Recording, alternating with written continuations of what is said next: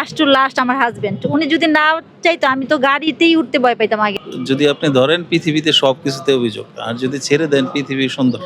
আমি যে ড্রাইভিং পেশাটা নিচ্ছি, যে মেয়েদেরা যে জব করতেছে, সবাই তো একটা না একটা যে কোনো একটা চাকরি করতেছে, জব। এটা আমার ড্রাইভিং পেশাটা একটা আমার একটা জবের শিডিউলই পড়ে। আমার সংসারও আছে, কথা আছে না, মেয়েরা সংসারও করে, রাধে বা চুলো বাঁধে, এরকম একটা জিনিস। আমি ড্রাইভিংও করতে পারবো, সবার সেবাও দিতে পারবো, এবার আমার সংসারও আমি ভালো মতো হ্যান্ডেল করতে পারতেছি, এটা কোনো আমার সমস্যা নেই। ঠিক, আমরা তো অল টাইম আমরা যে পেশাটা নিচ্ছি এটা একটু রিস্কি পেশা, কোনো অফিসিয়াল কাজ না বা অন্য কোনো ইয়ে না। আমরা যখন গাড়িতে চলবো, মানে কি গাড়িতে যাত্রীদের সেবা দিব, এটা একটা রিস্কি বিষয়। এটা আমাদের অবশ্যই জনগণের হেল্প করতে হবে, জনগণ এবং সরকারের অবশ্যই আমাদের নিরাপত্তা দিতে হবে। আমাদের যদি ওনারা নিরাপত্তা দেন তাহলে আমরা এটা অনায়াসে এই সার্ভিসটা চালু করে যেতে পারবো। আর আমাকে দেখলে মানে কি আমাকে দেখে অনেক মেয়েরা আসবে, অনেক মেয়েরা এই পেশা আসতে চায়। ঠিক, ওনারা নিরাপত্তার কথা ভাইবা পিছিয়ে হাঁটে। ঠিক, এটা যদি আমাদের নিরাপত্তা যদি দেখে ওনারা, তাহলে অবশ্যই অনেকজন আসবে। আচ্ছা, একটু জানতে চাই যে আপনার এই পেশায় আসার জন্য আপনার স্বামীর পক্ষ থেকে কতটুকু সাপোর্ট ছিল? আমার এই পেশায় আসার ফার্স্ট টু লাস্ট আমার হাজবেন্ড। উনি যদি না চাইতো আমি তো গাড়িতেই উঠতে ভয় পাইতাম আগে। আর গাড়িতে আমার ছোটকালে থেকে আমি গাড়িতেই যাতায়াত করতাম না, গাড়িতে আমি মানে কি অসুস্থ হয়ে যেতাম।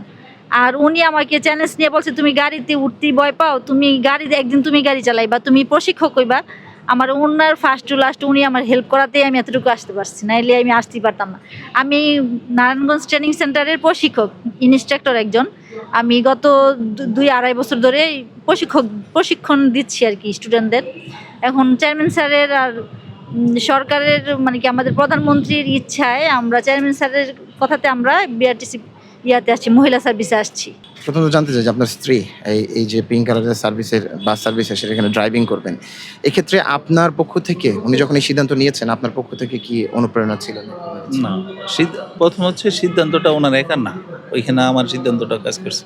কারণ ফ্যামিলি তো দুজনের মিলে স্যাক্রিফাইস আমরা যতটুকু করি, এই যে বাপ ছেলে বা আমার অন্যান্য ভাইয়ের বউরা, সবার স্যাক্রিফাইসেই রেজাল্ট হলো উনি এই গাড়িটা চালাতে পারছে। হ্যাঁ, এটা না হলে তো আসলে স্যাক্রিফাইস না করলে এই গাড়িতে ওঠা সম্ভব ছিল না। এই যে গাড়ি চালাতে গিয়ে কিন্তু ওনাকে সংসারের দিকে কিছুটা মনোযোগী মানে হওয়া লাগতে পারে, কিছু সময় কম দেওয়া লাগতে পারে। সেই জায়গায় আপনার কোনো অভিযোগ থাকার জায়গা? অভিযোগ যদি আপনি ধরেন পৃথিবীতে সবকিছুতে অভিযোগ, আর যদি ছেড়ে দেন পৃথিবী সুন্দর। এটা সবকিছু আপনার কাছে, আপনার মেন্টালিটি আপনি কিভাবে নেন পৃথিবীকে। একটা মরিচ স্বাদের জন্য খায়, আবার মরিচ শত্রুতামানি করে আপনি জাল হিসাবে খেয়ে দিতে পারেন।